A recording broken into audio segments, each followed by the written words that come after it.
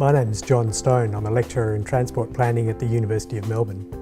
My work in transport planning over 25 years has convinced me that the only way we can make Melbourne a more just and equitable, let alone greener city, is if we create a much better public transport network.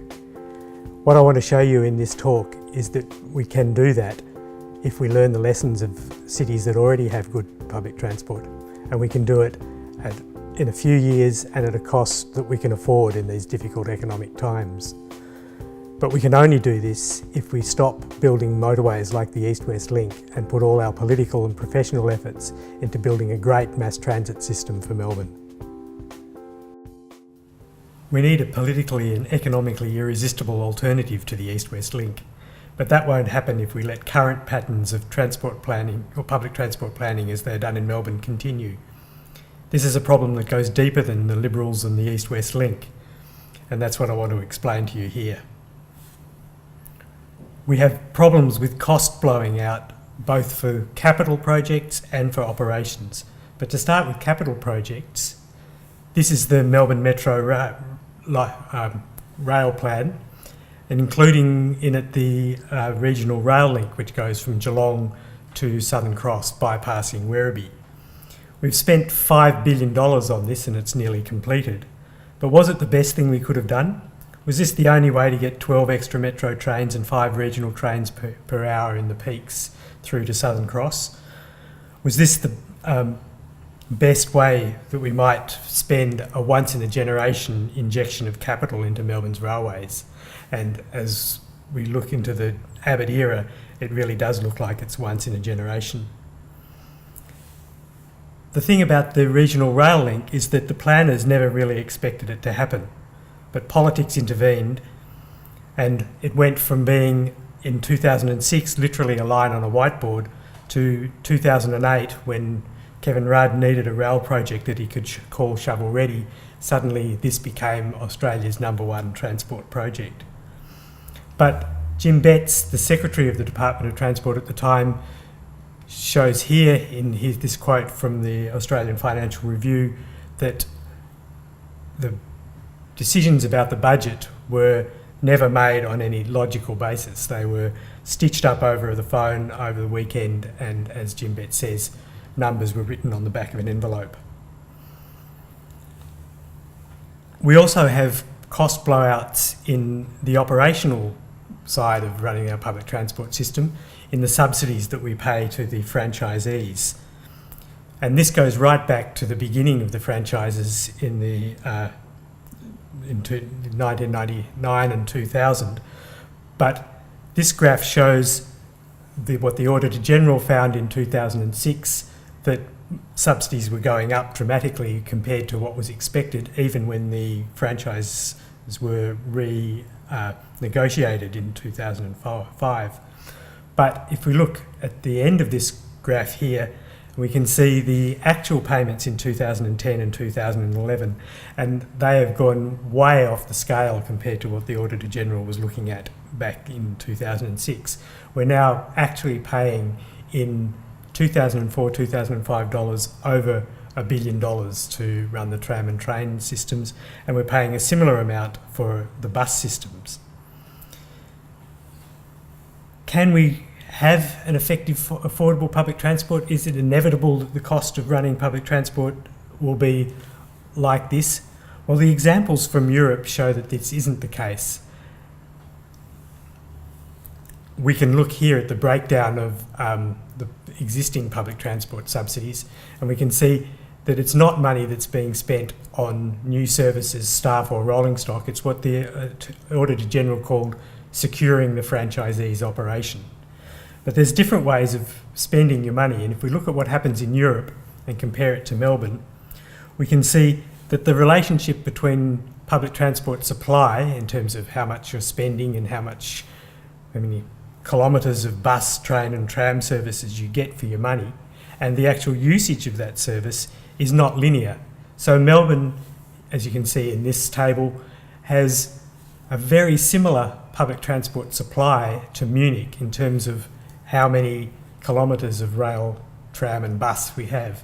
But the use of that service is dramatically different. In fact, in Munich, there's twice as many trips per head of population than we have in Melbourne for identical supply.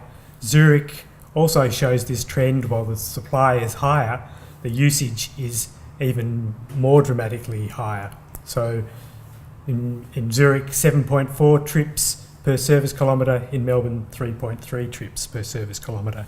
And it's that efficiency in the use of the public transport resources that makes these European cities stand out and makes them great examples for us in the future. And you can get this efficiency and in doing that provide people with lots of new options to leave their cars at home through coordinated and legible networks. It's easy to tell in Zurich if you look at the map, and we can see it here. It's easy to tell how to get from one place to another. And this map is the bus and train system for an area the size of metropolitan Melbourne. Imagine having the bus and train network for metropolitan Melbourne on a map at this resolution. It would be impossible to read. But you can see it in Zurich, and you can see it in space, but you can also understand that this is a map that shows you in time where the links are. So all the connections between trains and buses that you see on this map are timed so that they make it easy for people to make a transfer from one to the other. So how do they do that? Well, they have what the Swiss railways call a planning triangle, where they develop a service offer, a word that German-speaking transport planners use all the time, and which doesn't really have a translation in English. The Verkehrsangebot is what the Germans call it, the service offer. It's the timetable that optimises available rolling stock and infrastructure. And then they think of the new timetable that they want to develop, and that could be 30 years into the future, 20 years into the future, that they know what timetable that they want to have, the timetable for the buses, the timetable for the trains.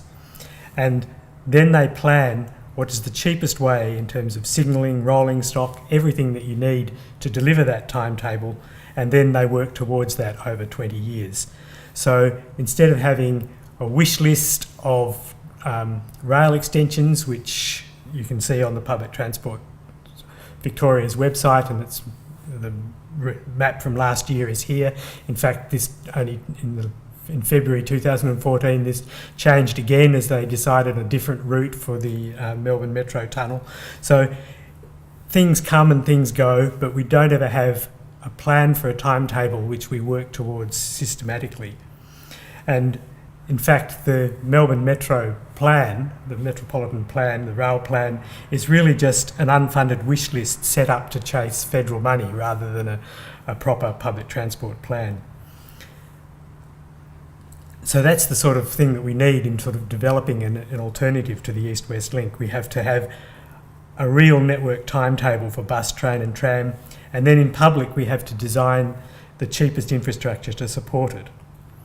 You can start with the buses, and the Auditor-General has shown us, and we can see it here, that the directness of Melbourne buses is pretty appalling, particularly as you get into the suburbs. So this diagram shows that Melbourne bus routes are typically twice as long as they need to be to get from their origin to their destination. So everybody knows the Melbourne bus route that wiggles around in the suburbs.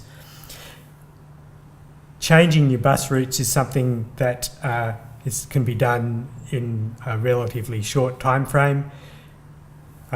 Munich has done that in its inner and middle suburbs and created new connections, guaranteeing those connections, giving new timetables which harmonise train and tram and bus. But the key point about this process is not that it's requiring dazzling intellects and high-powered transport planning, but the real difference between this and the Melbourne system is it's done in public.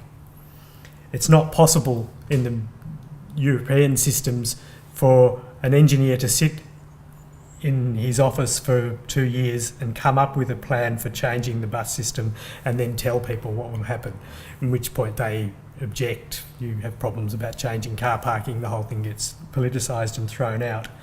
So the really important point that we have to bring to our public transport planning is not just all the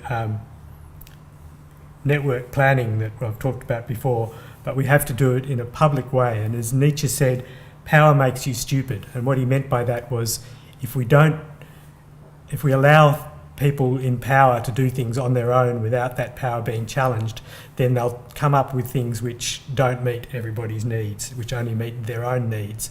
And it's that process of rational transport planning that we need to develop in Melbourne.